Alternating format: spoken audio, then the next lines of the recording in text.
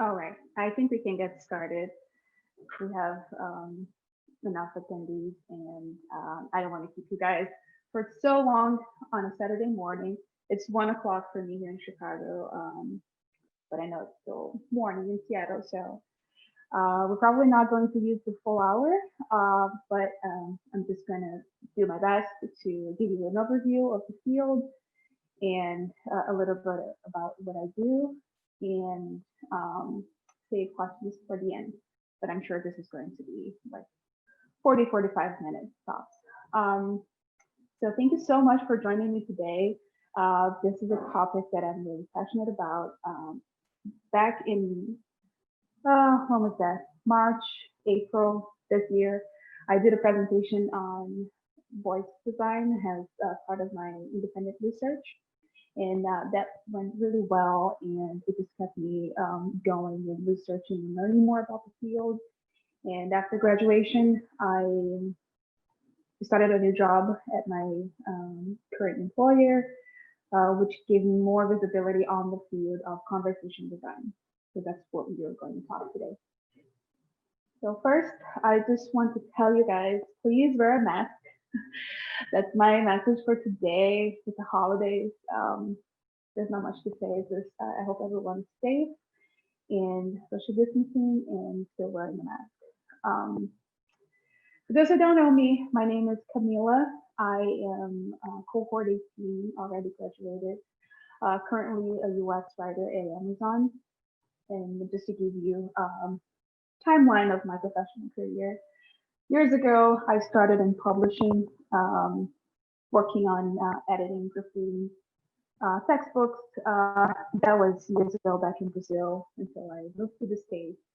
And I got my first job at Amazon about 3.5 years ago. And I was doing localization, which is like a mix of content and translation. And in the middle of my first year, I found out about Comlead, and I also found out about UX. So I got accepted into the program, but also found out about a UX boot camp in downtown Seattle. So I did the boot camp for 3 months before grad school, and that gave me enough skills and confidence to just pursue that industry and learn deeper with the comedy faculty.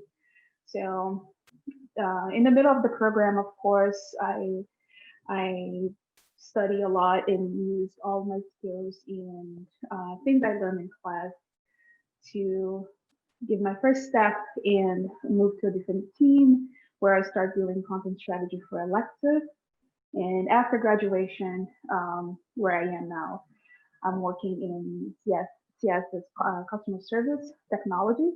It's essentially a product design team that owns all the products for the associates taking phone calls globally. So there's a lot of work to do there to help people, help other customers, other people on the other side of the line. And I feel like this is just the beginning. There's so many great things that Comedy brought into my life and this great community. So I'm just really looking forward to what comes next. So yeah, today we're going to talk about conversation design, why it matters, how to design conversations, and how to become a conversation designer. My main goal today is to make you aware of many possibilities to combine communication and writing skills with UX. So, what is conversational design?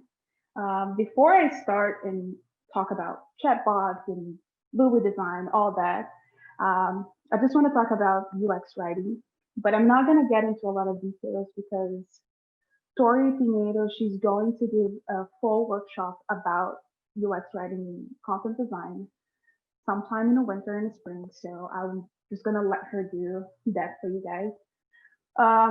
But just a quick summary, UX writing refers to the practice of writing small pieces of text that help users on different touch points on the screen. So it wants to establish a communication between the user and the interface, but also it helps mending in potential conflicts or discrepancies that users may face while interacting with digital products.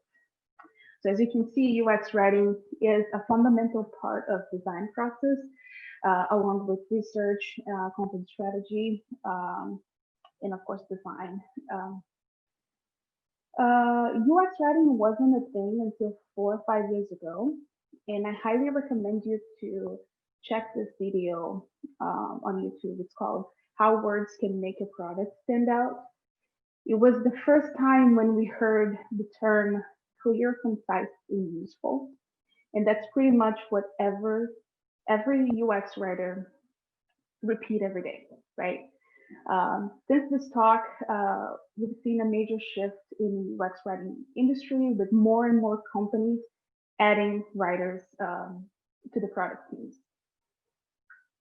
So the small pieces I talked about and essentially what the UX writer does, we refer as micro copies. And some examples include button text, instructions, help text, error messages, captions, tooltips, all those little bits that make up for the whole design. In this example, see how small a single change in the words can enhance the entire experience. This used to be done by developers, and it was an afterthought for a long time. No one really paid attention to the words.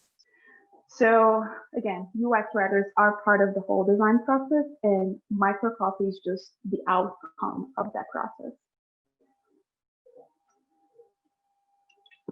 Like I said, clear, concise, and useful.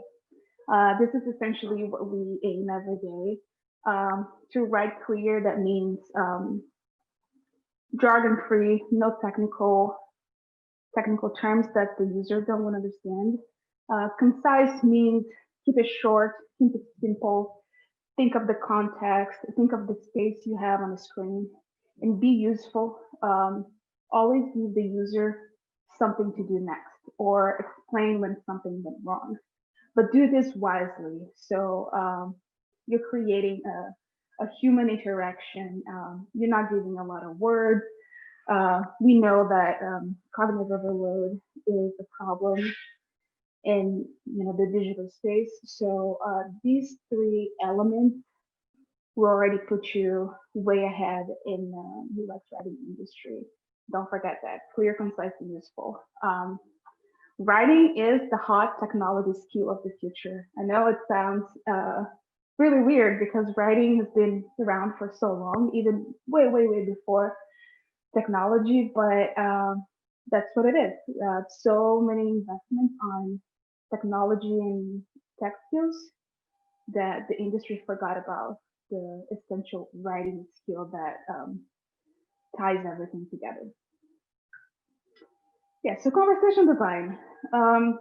The field of conversation design applies to the complexity of human speech and the limitations of technology. So essentially, conversation design wants to teach computers to communicate more like people, not the other way around. So it's essentially humanizing technology. Before we dive into the conversation of UX writing, chatbots, it's important to understand the vocabulary in the industry. So just, a quick list here of terms. A chatbot is a conversation-based experience. It's an automated conversation that lives within a message app, a website, or devices. It simulates human conversation via voice or text, and the decisions are sometimes powered by artificial intelligence or human-created rules or a hybrid of both methods, right? For example, the alarm clock in Alexa is a chatbot. All that customer service automated experience like Amazon, American Express, that weather channel on Facebook Messenger, those are chatbots too. The SMS alerts you receive from CVS, that's a chatbot too. And they can be entertaining, they can teach you things, can grow your business, can help you build a habit, can send you updates, can do pretty much anything. Conversation design is the art of writing and designing those bots. And this is a new discipline based on human conversations, right? So it involves writing dialogues and creating, shaping the automated conversation. Um, it doesn't have, there's no formal education on conversation design these days. So that is a huge advantage for us. We're entering this new phase of UX, learning everything for free. I'm going to talk about this at the end, but literally, it's just if you can, if you want to get into the field, you have to be curious and you just want to make computers more human. So um, it's pretty simple. Um, yeah, just like UX writing, users have a goal, and the chatbot writing help them achieve that goal. So yeah, conversation designers, it's the UX writers for chatbots. Um, they design and write the technologies, the dialogue for the chatbot, as well as any other text buttons, everything that is on if it's a digital interface. If it's a voice, um, it's still relying on dialogues and flows, but there's nothing really to see because it's just voice automated. Conversation interface is the application where the chatbot lives. So like Facebook Messenger, Slack, Twitter, Amazon app, or a device like Amazon Echo or Google Home. In the same way that UX writers write for the user interface via text, conversation designers write the same, but they use text to be seen or heard depending on the conversation-based experience. Again, it could be voice and it could be text. Yeah, one more thing, intent is important.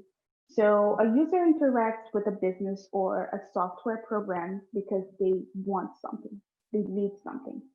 And that need is called intent. So for example, I want to set an alarm. And I could say, I need to set an alarm. But there's so many ways to say that. I could say, I need to set an alarm. Wake me up at 8. Set an alarm at 8 a.m. Change my alarm for tomorrow. That is what the conversation designer does. They think of ways to communicate, many ways to communicate the same intent. And finally, the utterances, the bot needs to understand the intent behind of those utterances. So if I say, I need to set an alarm, the bot, the automation, the artificial intelligence needs to capture the words that I'm using for every single one of those intents.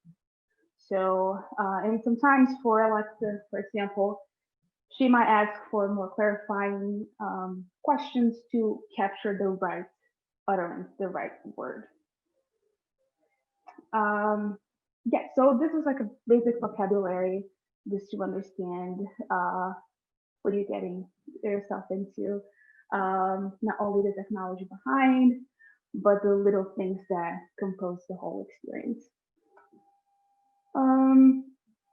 Why conversation design matters?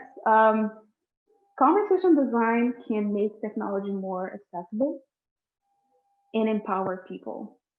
And as technology evolves, making digital experiences just becomes more essential for humans. So I like this quote, eventually we can expect to have conversations with any device, any service, or any platform. That is true, and that is happening right now. With the standard app or website, the inputs are clear, right? A person clicks a link, tap the button, swipes right and left. Um, they think of two buttons that ask yes or no, right? It's pretty straightforward. You go and click yes or no. But conversations are more unstructured. Out loud, you don't say yes or no. You might say, sure, definitely, maybe, heck no, yeah, no, maybe. So language is full of ambiguities, and the job of the conversational designer is to make computers fluent in each and every nuance. So let me give you a couple seconds to read this quote.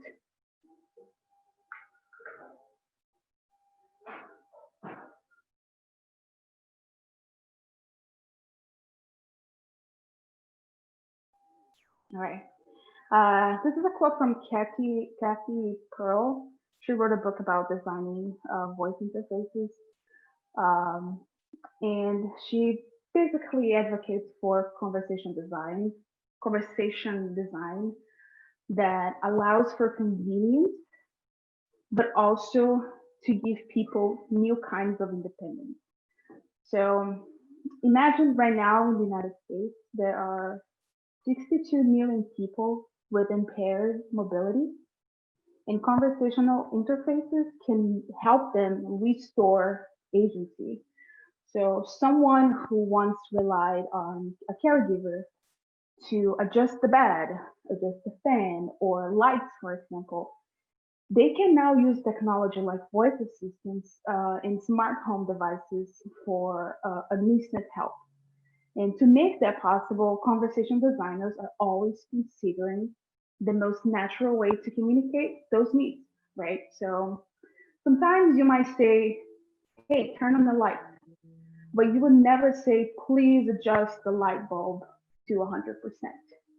Um, One thing that people sometimes approach me and ask about the field, and those are primarily international students or people who speak English as a second language. I speak English as a second language, and I used to say that you can think of my job as like editing, proofreading. I barely speak English, but I know how to communicate like a normal person. I'm not going to say, please adjust the light bulb to 100%.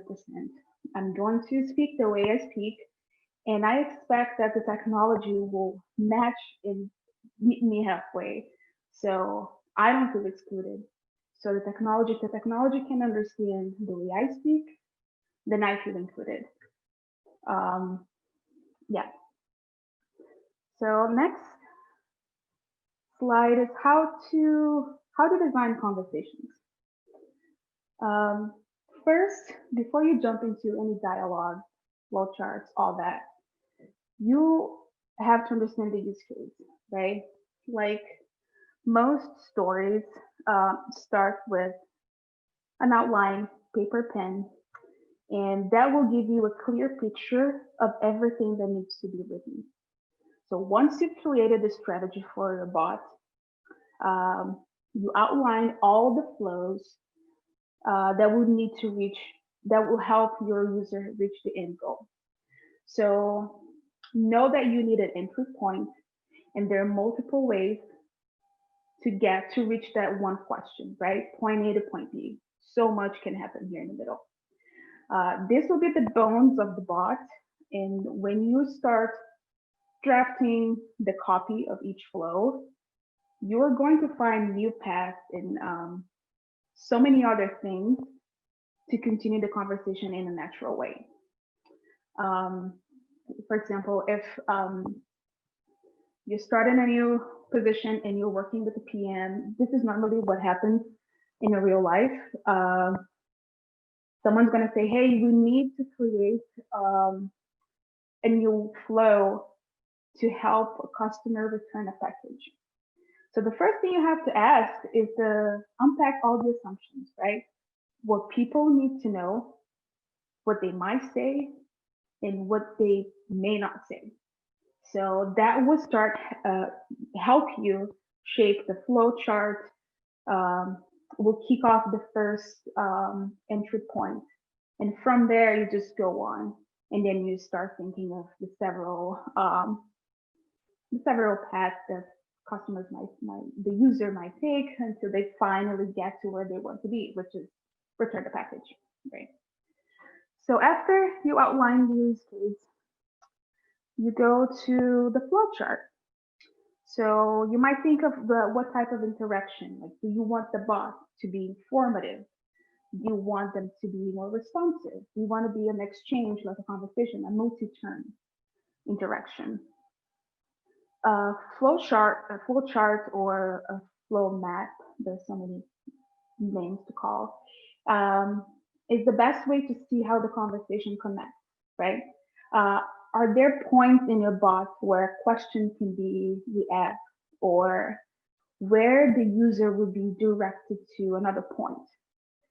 The more flows you have, the more complicated the map will be, but this is how people communicate. So uh, that's a great sign. So the more turns you take, that means yeah, you're just thinking from a mental model of a normal person, right? And from there, you can start drafting your dialogue. This is an example. I used a tool called Lucid Chart. It's free. I think they have a student account membership. And I created this flow to visualize the end-to-end journey for a horoscope skill. And I presented this as part of my research earlier this year. So the high level here is about UX, right? I'm not talking about the words. I'm not thinking about the prompts. I just want to outline the experience, the UX of my skill, right? I wanted this to just provide like a daily horoscope, and someone says, "Tell me," starts right here. Tell me my horoscope. So did the user provide the sign? Did they provide the sign with specific date? Did they provide a date but not a horoscope, not a sign? So all those things will take multi turns to get what they want to go. After that, then you go to the dialogue. You know, you have the outline, you have the map, and you can begin expanding to the script. I think the easiest way to start with a concrete flow is when you're writing, you keep track of any points where the user might get confused or they want a different answer from that linear workflow story. So it's very, at this point you can use just a spreadsheet, a Google Doc or something, because that's the bulk, the rough draft, the dialogue. Um, for that horoscope skill, just an example here. This was the flow as a happy path, where I thought of a basic use case with two possible interactions, right?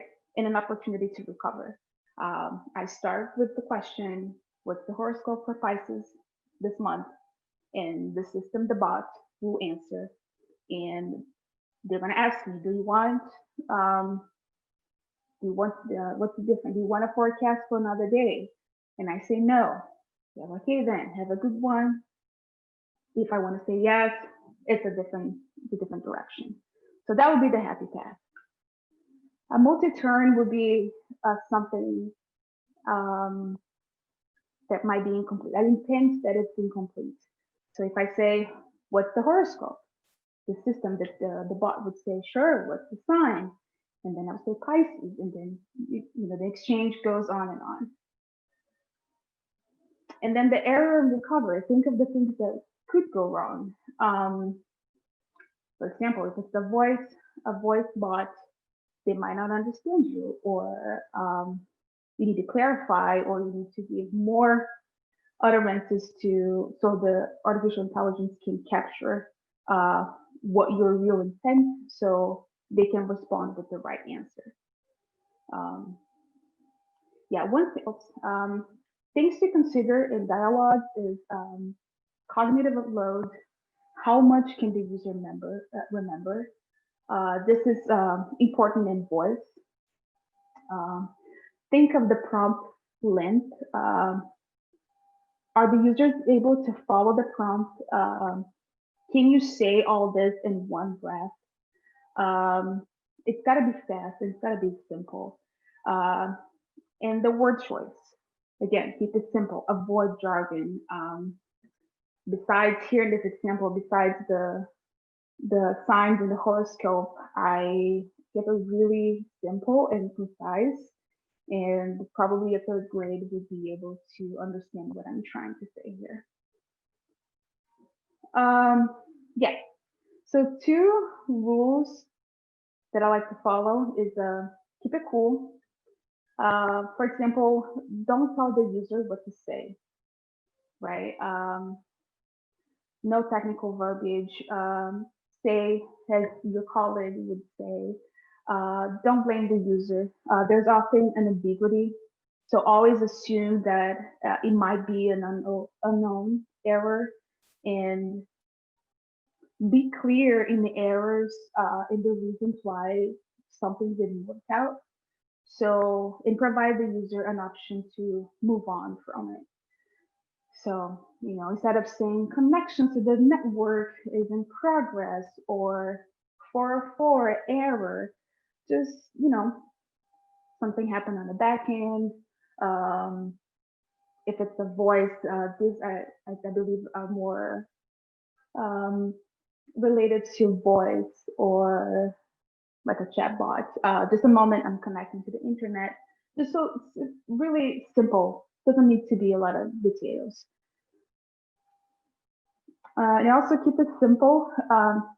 So to make the dialogue natural and avoid robotic effect, avoid unnecessary phatic language. Phatic language is all those conversation markers that are not, doesn't give any information. So like, I see, let's get started, amazing. Um, they might seem uplifting and friendly, but they don't do anything. So it should be limited and not repetitive, especially because voice will likely say it in the exact way every time. So the safest option is to keep it neutral and informative, and be creative, right? How many times you can say, amazing, would you like to, amazing, playing, I don't know, your favorite band. So um, forget about the repetition and the static content and think of neutrality, informative, and variance. And finally, now that you did the whole, the bulk of your strategy, your outline, flowchart, dialogue, you test, and then you shift to your developers to code. And I'm putting this at the end just to emphasize that the more time you spend on designing the whole process, um, you will spend less time redoing the code at the end, right? And emphasis on testing. This happened a lot. This happened a lot. Like, why do we test first? Do you remember the static language here? This is an example from PayPal. It's a virtual agent. They have those greeting, friendly, uplifting. And if I say I got scammed, they're like, "Oh my God, great!" No, it's not great. I don't know the end of the conversation, but they probably said, "Great, let me check your account," or "Great, I'm here to help you." So that's an example why we test first, because those things, they're shipped like that, and sometimes they just become viral. And this is an example of why people don't trust technology or robots, because they think it's not natural and human at all. Okay, how to become a conversational designer. That's why we're here today. Just drink some water.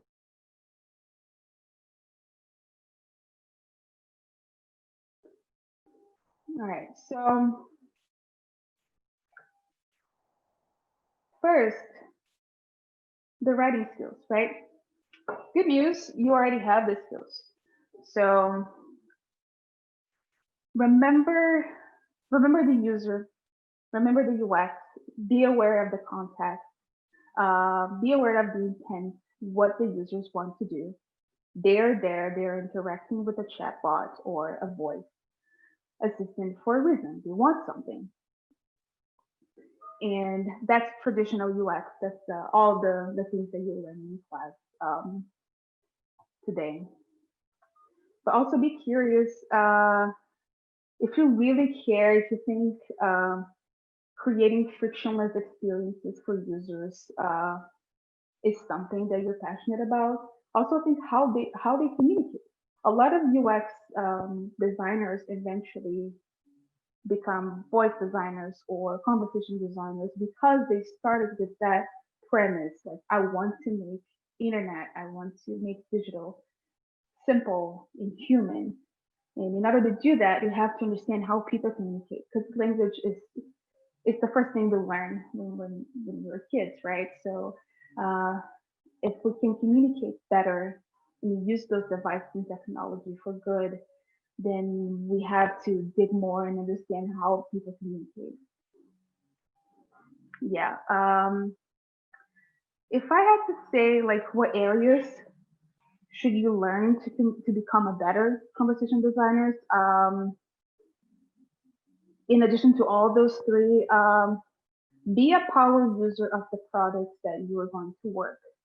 Um, let's say, I'm not going to use my Amazon example, but if you could travel a lot and you come across a lot of problems during your travel times, the before times, there might be an opportunity for a chatbot in a company like Expedia or another travel agency.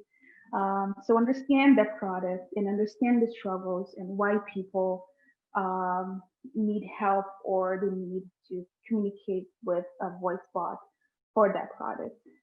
And again, hungry conversation, hungry um, curiosity on how people have conversations, how people talk.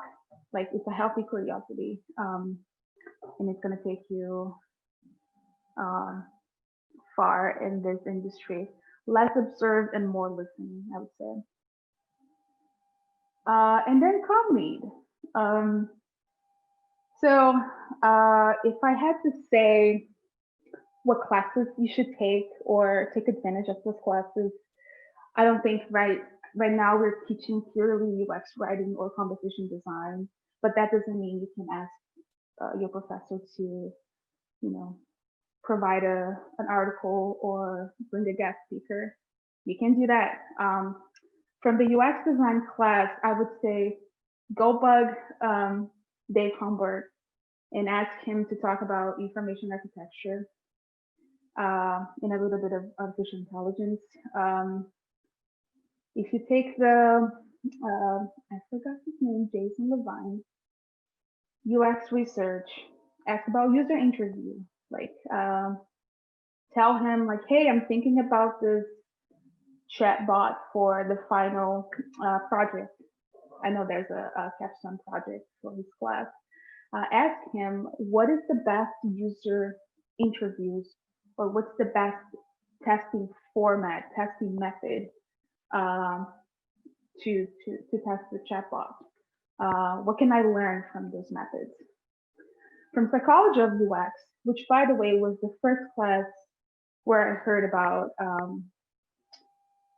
chatbots and voice assistants in artificial intelligence. It was with David Evans. Um, he's a psychologist formally, so ask him how he would think, mental models, and how you can use those expertise to, I don't know, maybe turn an idea for a voice or a bot, write a paper about it. I did actually, 2 years ago, I wrote a paper about a bot for Spotify on his class, and he really liked it. So I would say I'm sure he's curious about that. And if you can bring that topic to class, it will be fantastic.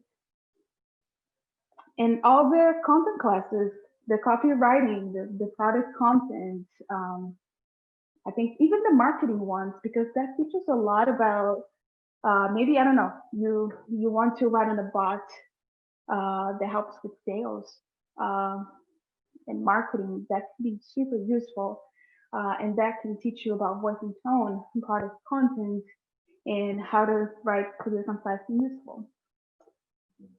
Um, and finally, the be curious portion of this, you can find anything online these days.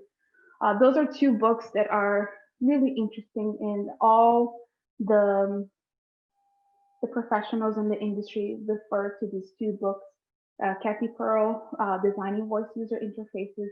She doesn't talk only about voice. I think there's some component on chatbots too. Conversational design as well. These tools are free as far as I know. Google Design is the style guide from Google, and there is a special component about conversation design. Dialogflow is from Google. It basically it helps you create a chat assistant for free. The technology is there. You don't have to be a developer. You just have to have an idea and an intent, and the whole tool will help you do it. VoiceBot AI is like a website for resources and articles. Same for Alexa and Woman in Voice. Those are communities. They're there to help you, to guide you, to mentor you, and it's free. A lot of people I know in this industry, especially on my team today, there's one person who migrated from graphic design to UX and finally voice, and she didn't have any formal education. It was purely curiosity, building things, adding to portfolios, and just asking good questions. So take advantage of that. That's it for today. I don't know what time is it. Okay, 40 minutes. Thank you so much. I hope this was helpful. And if you find me online, please feel free to add me, connect with me. I don't have all the answers for all questions. I'm still learning all this, but I just want to share what I've learned so far. And I'm happy to answer any questions you have. Sorry, my pregnant brain. Yeah, all right. That's all from me today. If you have any questions, here's the time. I'm checking the chat right now. Oops. What was the name of the flow chart tool? Oh yeah, Lucid Charts. Yeah, that was the Lucid chart for the flows. If you took or if you are taking right now, because that's the fall, UX design, there's one assignment just for user flow. So you might want to use Lucid Chart because it's free. Yeah, so any other questions? You don't have to say anything right now, but again, my Twitter, I'm just gonna put my Twitter handle here. You can reach out to me if you have any other questions. I'm still building my portfolio just to capture voice design and chat. It's under construction. I don't have a lot of things to show. But again, I have that David Evans paper. It was an outline for a bot for Spotify. That could be something that could show something. So just to tell you an example of the things that you can show. Don't feel like you don't have anything to show just yet. You probably do. Just put it in a portfolio way and share it with the world. Camila, do you use VoiceFlow to implement the view design? I think you can do it. I've never tried, but I think you can do it, and it's the same I believe it's the same concept of dialogue flow. The technology is there. You just have to feed with the intent and the utterances, and it will create the dialogue for you. Not the dialogue, sorry, the bot for you. Um, would you think being multilingual would have a good asset in the voice? Yes. Yes, especially in using the example, Alexa, it's just expanding to new languages. It just arrived in Brazil. I'm from Brazil, and of course I'm not there, so I wouldn't be able to be involved at all. But I can imagine how many languages. There's so many languages in dialects that voice assistant could support. So I believe yes, there is a place for multilingual, multicultural professionals. You don't maybe you don't have to you're not going to be involved in the full dialogue building, writing the dialogue for the language, but you can provide input of the cultural aspect because that's what localization is, right? um, you how to make sure that your bot doesn't sound offensive. It might sound okay in English, but in your local language it might not be okay. So there is that part of strategy in consulting where a multilingual person would be a great asset. What would be the best way to show voice design in a portfolio? If you have, I don't think you're going to be able to put everything, and I don't believe recruiters have the time to look through your very well structured dialogue flow. But if you do, like, with a problem, if you can show your user what are you trying to solve, a sample of a flow chart and an overview of your idea, your vision, that's going to be, enough for a portfolio. And then you can save that for, your final presentation. I think for my portfolio, which is still not live, um, I tried to summarize my independent research. So of course I didn't put everything there. I didn't include all my interviews with all participants, but I want to show the problem that I was trying to understand and the state of voice design, voice assistants today. So yeah, pick the artifacts, but also don't forget the UX, right? The problem you want to solve and the user, your user. Um, what's that? How do you collaborate with UX designer and researchers at work? Um, okay, today I'm purely doing UX writing. Conversation design is going to come later for the product that I'm working. But with the researchers, the way it starts, again, the PM comes to me and say, hey, we have to create a conversation flow for this use case. And let's say the use case is cancel my my prime membership. So my researcher will think of if there's data already available about that. And we're going to start thinking about the methods for the research. What do we need to learn? Why they are frustrated? Why do we need to cancel the Prime membership? How can we make this fast?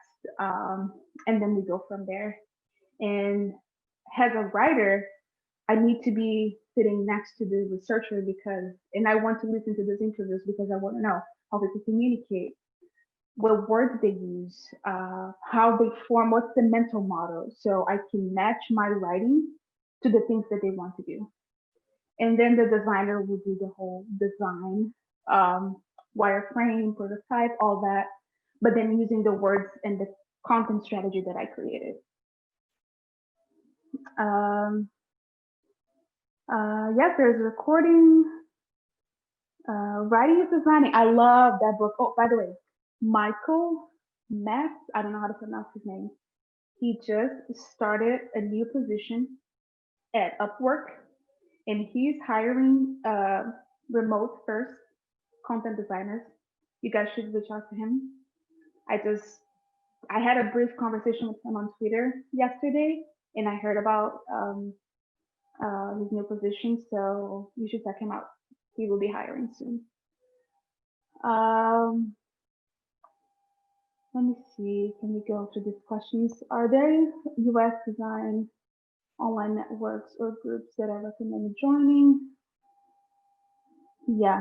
LinkedIn is interesting because when you start following one person, all the other suggestions will pop up and follow you. I would say if you have Twitter, check the hashtag conversation design or UX writing, and you're going to find the name of the folks doing that online.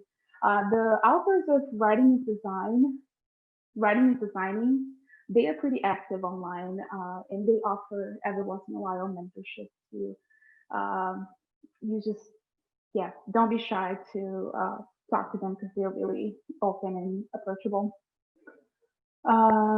Yeah, and good old what's the name? Meetup when you're allowed again. I think it was a good way to meet these people. What are some key metrics that conversation designers track to measure success? Conversion is one. It's a good one if you're working in marketing. Um, how are you converting those users, those customers who enter your website and they want to do something, and your AI, your chatbot is able to, I don't know, take them to the next step. And conversion sometimes doesn't mean sales. Sometimes is customer efficiency or contact effect. I know from my job today is to help customers solve their problems without calling Amazon. That's a metric, right? So we just want to provide the best self-service solutions so they don't have to call us. But not because we don't want to talk to them. We just want them to solve on their own. And we want to provide automated solutions through the message bots that we have. So yeah, that depends on the nature of the industry and the products that you're working. Uh, oh my God, there's a lot. Okay. Uh, what do what do your voice projects look like at work? Uh, okay, so I am working on a customer service bot, but it's not going to happen right away because this new tool that we're building is still in progress. Um, but it's going to be used by associates, which already exists. It's just a new iteration of that. When you go to Amazon customer service and you start talking with an agent, your first interaction is an AI bot. And by filtering all those questions, then you are matched with an actual associate. So I will be working with something similar. Can't share a lot, unfortunately, but that's the type of nature of my job these days. Um, yeah, and aside from Alexa, which is another organization, something that I did in the past. Yeah. What kind of platforms, websites, books using portfolio? Squarespace. I also used Wix. I think that's a pretty good built-in templates for portfolio.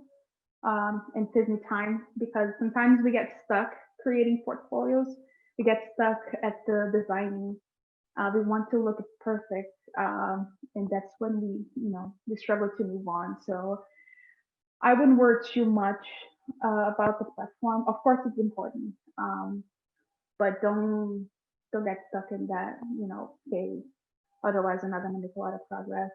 Some portfolios are done on PDF anyways, because when you go after you talk to a recruiter and you go to an interview, you have to present your portfolio, and you're not going to do that from your website. They will probably ask you for presentation, and that's why sometimes you need a PDF version of your portfolio. So think more about the content and less about the platform or looking good. But for yes, clicks, yeah, important too.